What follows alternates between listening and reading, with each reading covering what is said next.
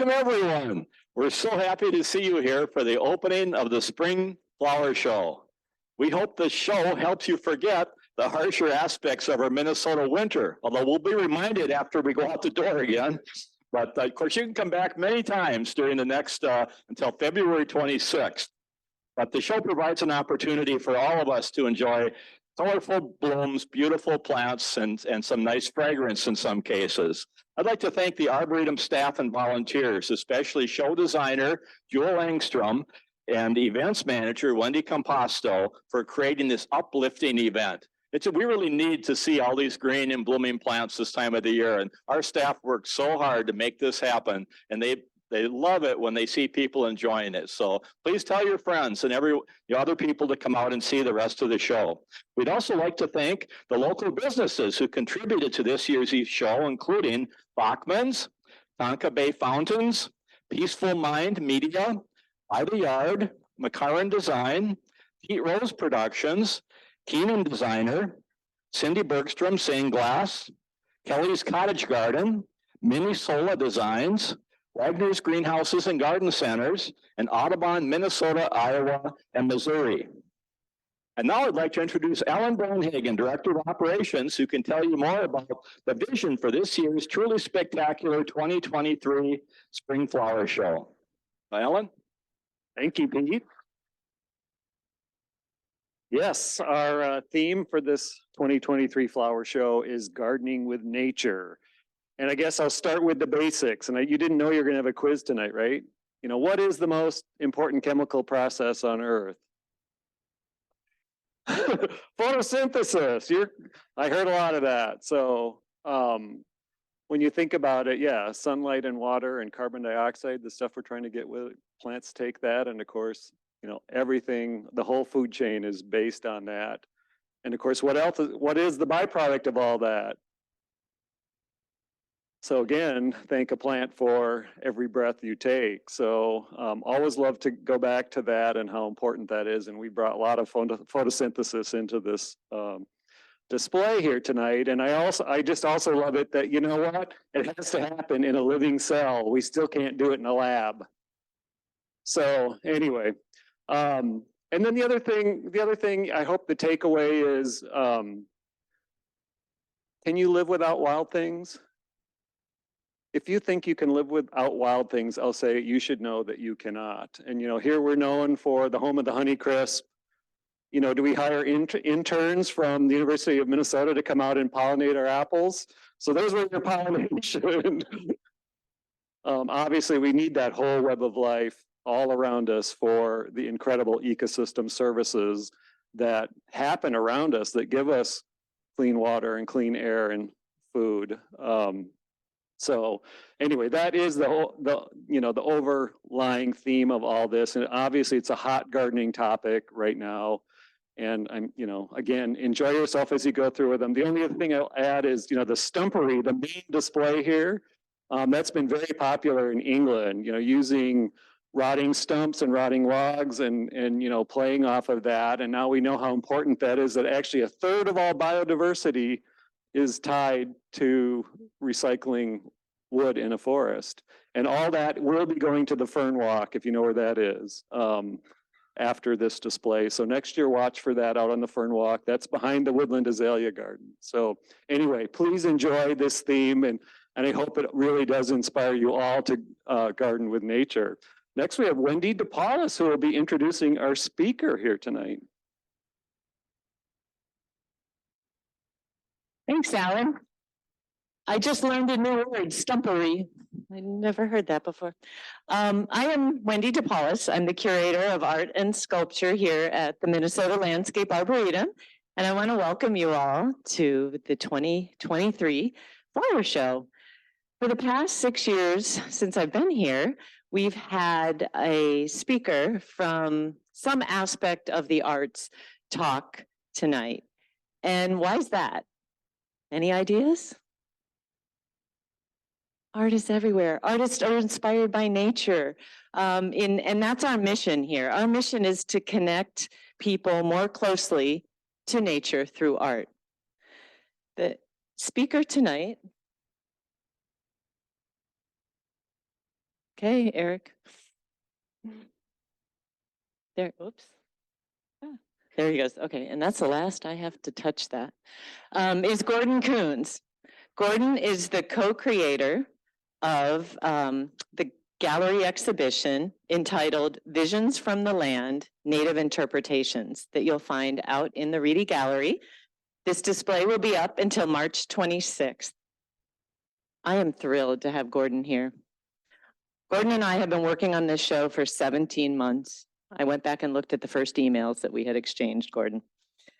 Gordon's an enrolled member of the Lakudere Band of Lake Superior Chippewa Indians of Wisconsin.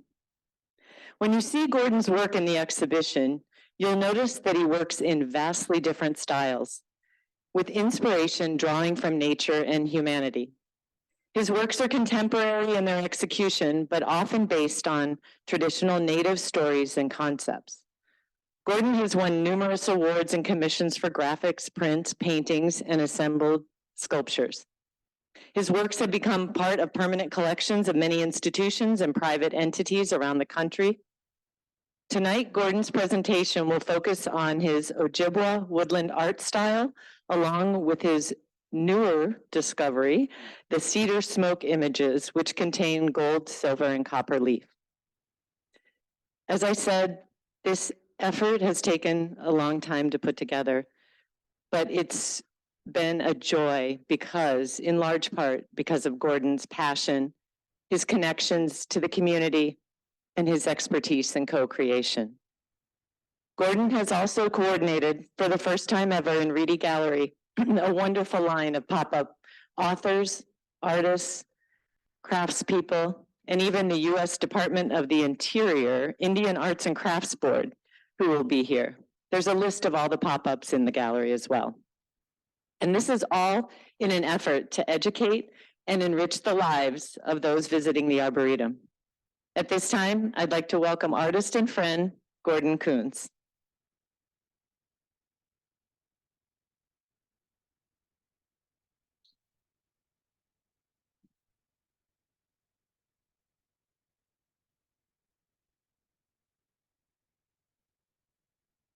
Bonjour. Bonjour. Ainin Anishinaabe, Wisconsin Ojibwe, Winji Baiwag, Odawazage Hingin, Kakabikan in Donjiba. Miigwech. I'll speak in a foreign language now. I want to thank you for coming out this evening. Yes, we're Minnesotans, so we're okay with the weather. I have 3 artist friends in their exhibit. I asked each of them to give me a little 2-sentence statement for them. I know James is here someplace. I don't know where he's at. He missed my tap on the shoulder to come up here and say a few words. So I'm going to use James's words that he gave me. So I'm going to start with Anna Johnson. She seeks to bridge the gap between the world she lives in and the culture she came from, and is moved to make a difference about social injustice, religion, spirituality, and other issues that Native American women and people everywhere face on a daily basis. The other one is Ivy Vineo. She is an African American, a Grand Porter's direct descendant. She's a photographer from Duluth, Minnesota. She has been a photographer for over 10 years and focused her artistic eye and camera lens on indigenous diversity, communities, culture, people, and events. She is also a nature and landscape photographer. James Otto. James, where are you? Oh, there he is over there. If you want to just stand up or wave your hand so everybody knows who you're at. That's James. You can sneak up here if you want to, James. James Otter, he comes from out of the experiences, spirituality, and culture of being from a mixed heritage, Finnish American and Ojibwa. We call those Finians. And Finnish Anishinaabe. James is an elementary school teacher, a poet, and artist, and each area influences the others in interesting ways. Well, it's all great with the great group of artists we put together here tonight for until March 26th.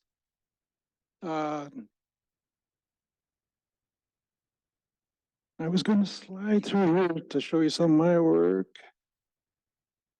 Does it make a difference? Oh, how'd that happen? Here's Anna Johnson. As you can see up there, she is an old member of the Turtle Mountain Band of Ojibwe Indians in North Dakota. And we'll show you. Oh, there it is. I'm just trying to get this thing working. Oh, I had to hold it. There she is. This is where she's from. She actually lives in Fargo, North Dakota. She's the one who done the mono prints out there, the original works.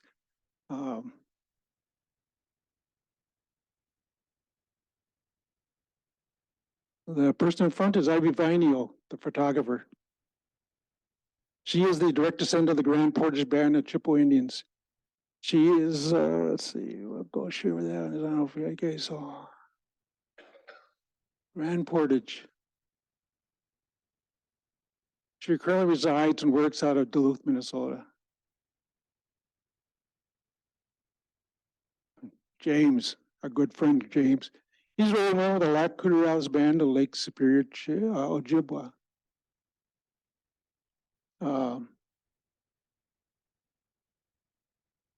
Like I said, James is a teacher. He paints or he doesn't, oh well, he does paint. He does paint, but most of his work is charcoal drawings, and he uses Cub shopping bags to create his works. So it's interesting use of recycling materials, right? We always want to do that. Not to mention, James gets his charcoal from trips on Lake Superior. He goes out and harvests the burnt wood and uses that for his creating his works. And this is where we're from. I'm also from Lac-Courtois. Oops. Randy. Our reservation is right here up around Hayward, Wisconsin. You know, I like to say is a lot of our members will know all we have to say is LCO. We are a poor reservation, so we only get to use 3 words to describe us. So our Indian community will know who we're from. We just say we're from LCO. They know who it is.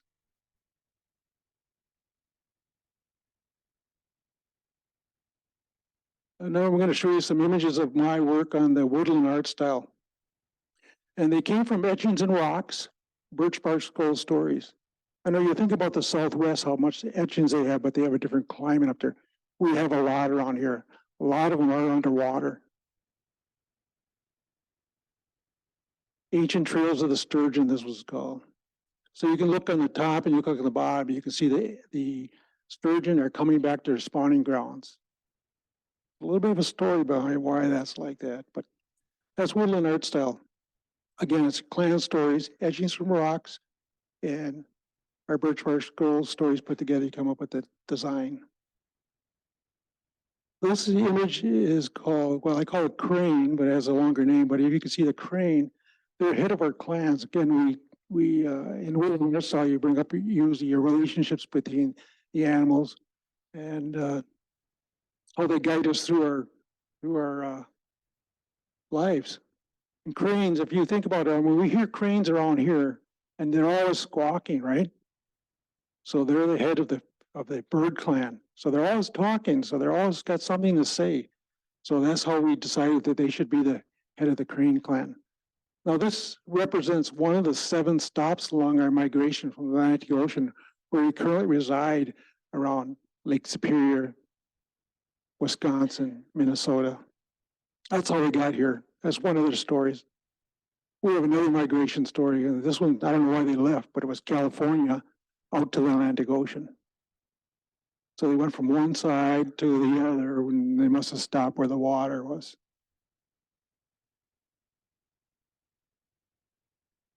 And this is my cedar smoke pictures. Washita, 1868, remember our relatives. It's a sad story, and it's about horses that end up being killed by General C, is what I call in my description. This is another cedar smoke picture. And this one has 24-karat gold leaf in it. Spirit dancers in the golden sun. So it's what really I'm talking about is the Ojibwa person dancing in front. Behind is a raven. He's dancing with him for the message to be sent up to the golden sun. Does anyone know what the golden sun represents? It represents our grandfather. Now I use silver leaf or copper leaf to represent grandmother, Nokomis. That's our grandmother. So I think about celestial movements, how it tied into us, how we relied on the stars and the moon and the sun to guide us into what ceremonies we should have, when we should have first and last frost. And I like the idea, anytime you see my works with gold in it, is usually I'm referring to the sun. So if you see silver or copper, I'm referring to grandmother in the image. Now, with my cedar smoke images, I use cedar sticks. And what I do is I just light a cedar stick and I have my paper at a slant, and I have to do this outside because of the smoke. So I use my little sticks to define the line.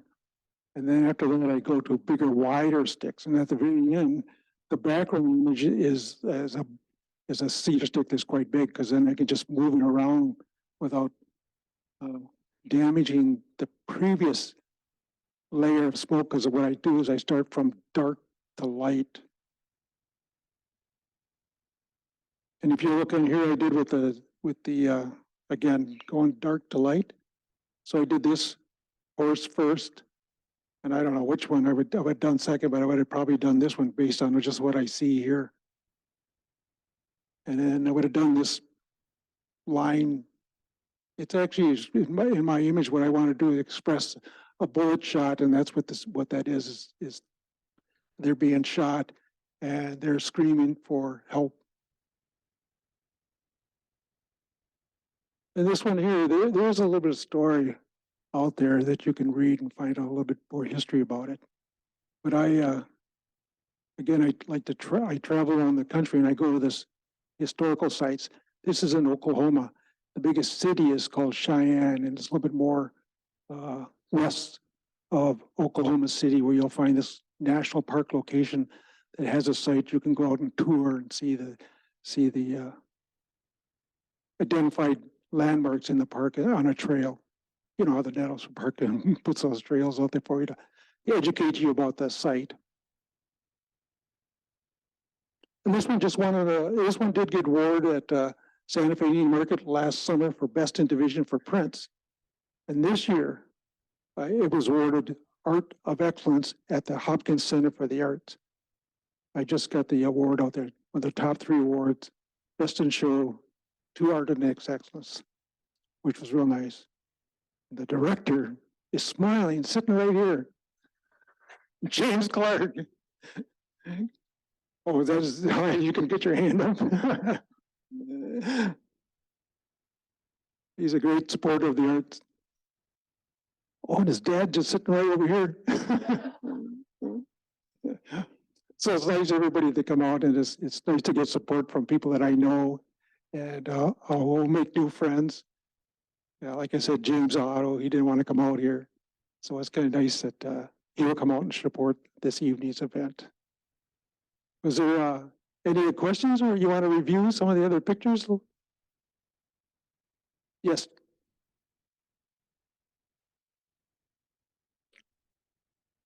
What I do is I started out as a block printer. So I don't know if anybody understands what block printing is.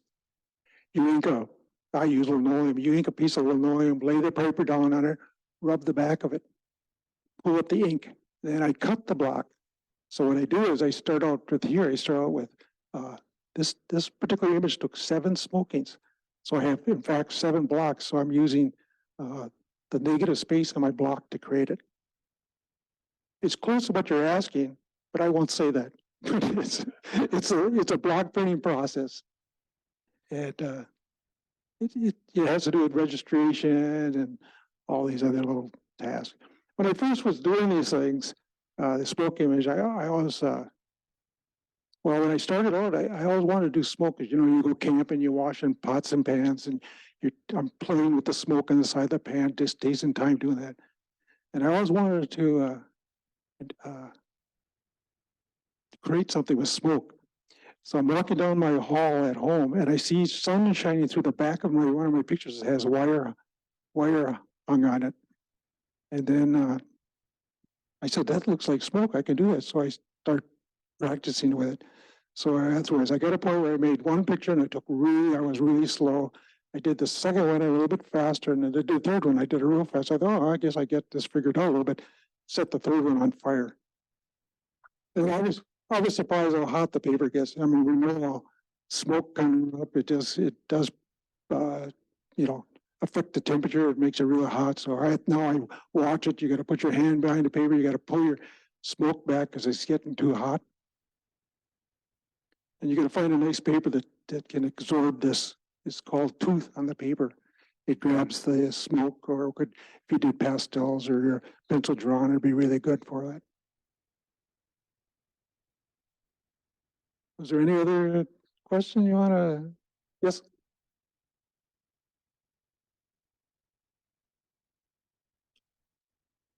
Well, I'm glad you asked that one. I'm just going to say one other thing about the smoke. I use what we use is we use smoke as a messenger. It can be used. I don't want to sound too religious, but it can be used for purification. It's used for, again, really sending a message. So I'm trying to send a message of a story, and I use the smoke to it. It smells really good when you're doing it. Take my shower, my wife will tell me, you still smell like smoke, you know, so it takes a while to get it washed out. But you're asking about the color. There's not as much color in these. You can see there's a variety of colors. And what's nice about woodland art style, it started from a guy named Norval Morrisseau. He's a Canadian Cree. He started this style. He taught 7 artists to paint. Now he got in trouble because we were not supposed to, you know, the thing at the time, you didn't want to express your stories out through a non-native culture. So he got in trouble for doing it, but you know, times change and we start doing this. So the colors are not necessarily driven by any cultural background. It's just that they look nice. But we do have 4 directions, and those are specific colors. White. Does anybody have an idea what white would represent? Take a look outside. It's the north. It's the white. Wintertime. And then the next color is red. Why would we want to have red? The sun, right?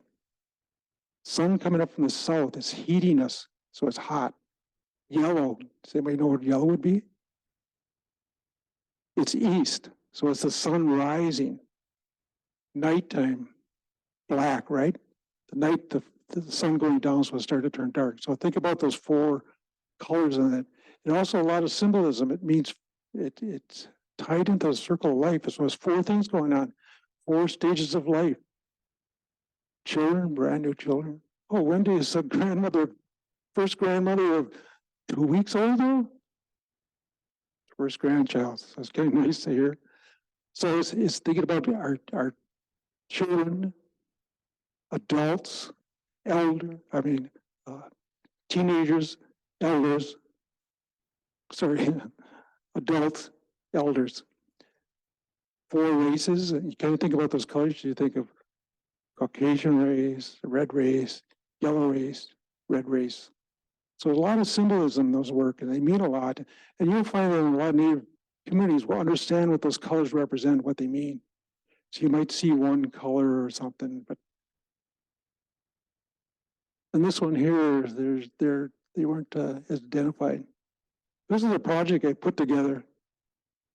I had 5 artists from the reservation I painted all the black outlines. I had to teach them what was woodland art style, and I didn't want to do it completely paint by number. So I select the colors, I told them what I want to do, and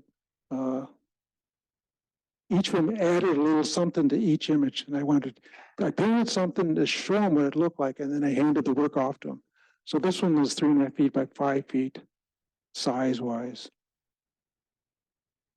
So there's 6 other ones and a main one. Is there another question? Yes.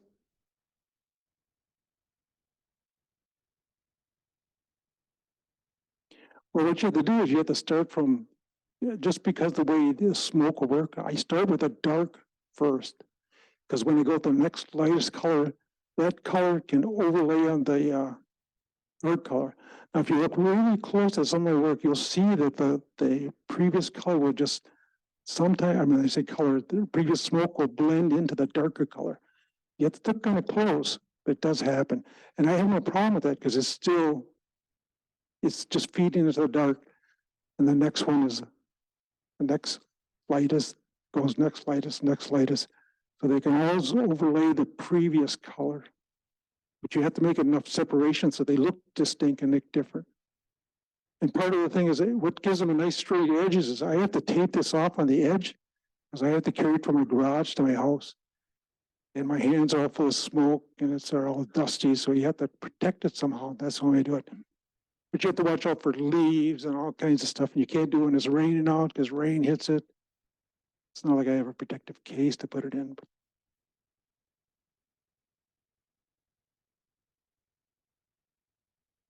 So does that help a little bit there looking at it?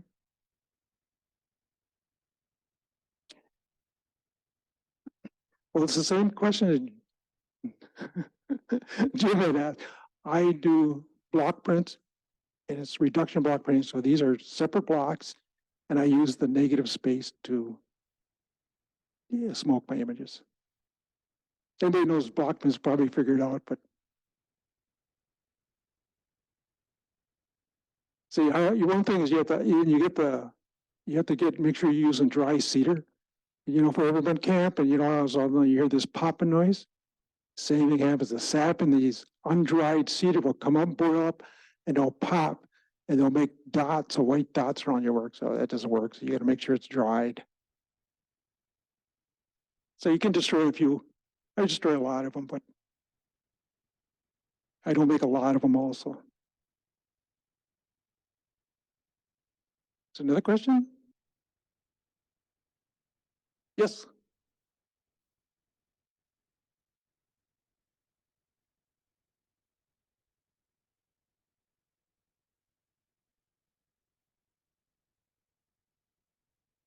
Well, it's hard to do. I've asked people have asked me before. When you start smoking these things, I'm telling you, it's a cloud. You have to wear a mask, and you have to take a break. So it'd be hard to photographer, you know, when we get through you just see smoke.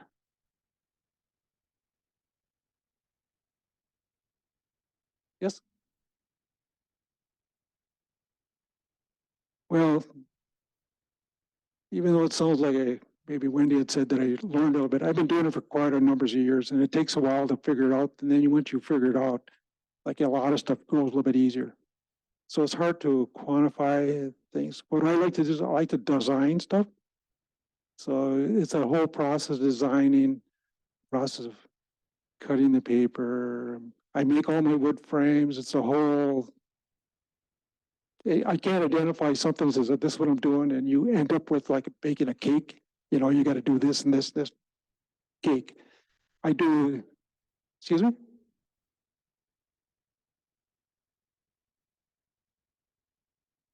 I tell you, some of these pictures, other than ones I probably view as a visitor, some of them I have in a sketchbook that I have, and I won't look at it for another couple of years. It's just I'm trying to record that idea at the time because I get enough of them and they start falling out of my head and I can't remember them, so I have to write them down. So it's hard to quantify how long it takes. I mean, like again, once you understand it and know what you have to do and how to protect your work as you're working, yes, you do get quicker at it with anything, you know. So I don't know how long it took me to do this at the first, because again, it's 7 blocks, doesn't seem like much. You cut them, you find out how long it takes to cut 1 block, because now you have to remove the rest of the material so it doesn't affect your work. So it's hard to say, you know, how long some takes. So I might put it aside and I'll do something else and I'll work on this and I'll work on that. It's not easy to say it takes me half hour or an hour or what. Probably, if you look at something like this, it takes, like I said, it takes 7 steps just to create the image of the smoke in it. So it takes a while to get up to that point. Yes.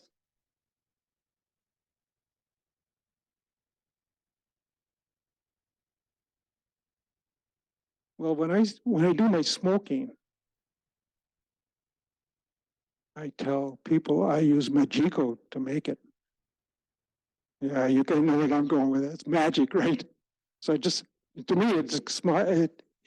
I do images in a series when I smoke, but each one is different because I can control the smoke to make a line, but I can't control the smoke in the inside of the line because then each one is different, but it's the same design.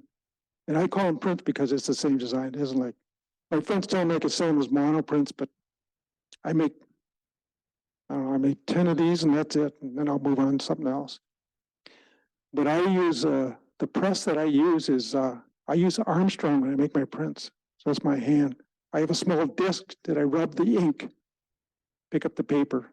So my picture is actually my block prints that I use oil inks get quite heavy. I entered an art show and really it's, it depends upon the judge. There's such a variety of people out there that, you just got to go with whatever and don't accept it. Don't let it bother you too much. We took one of my block prints and they put it in the painting class because they thought it was a painting. It's just that they didn't have experience of a hand process. They use a minograph machine, just cranks out 100 of these, 200 of these, whatever. So it's kind of, I do them all by hand.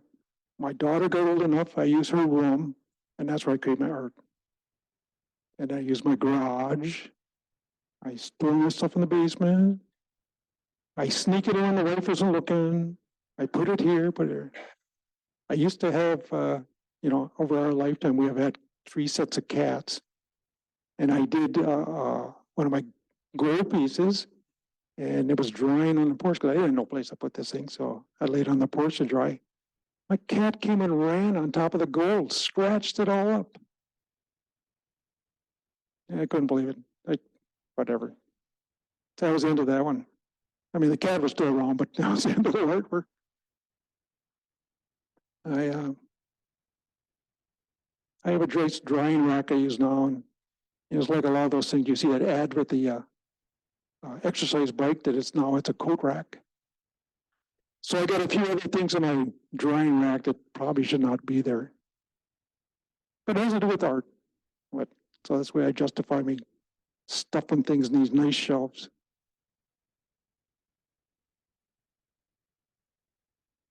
Well, I appreciate you all coming out. I don't know if they got any munchies left over. And again, it's a great place. I'm glad our group is here. And come up with the pop-up vendors we got coming. We just got our shipment today from Indian Arts Craft Board when they got a big pallet of stuff they're going to be handing out. So come out and see those and come out and see the other vendors we have. We have some other individuals coming out that are not listed on the poster. We have a storyteller coming out. We're working on the food and maybe some other things. So take a look at the website. I'm sure we'll be out there. We hope to see you again then. And thanks for coming out. So Gordon just pre-announced our March 18th celebration of the show is what he was alluding to. So check the calendars, mark your calendars, check the website. We'll be having a celebration with food and events, and it'll be amazing on Saturday, March 18th. In the meantime, come visit the show, enjoy the flower show, and the pop-ups are all listed in the gallery as well. Thank you again for coming out. Have a wonderful evening.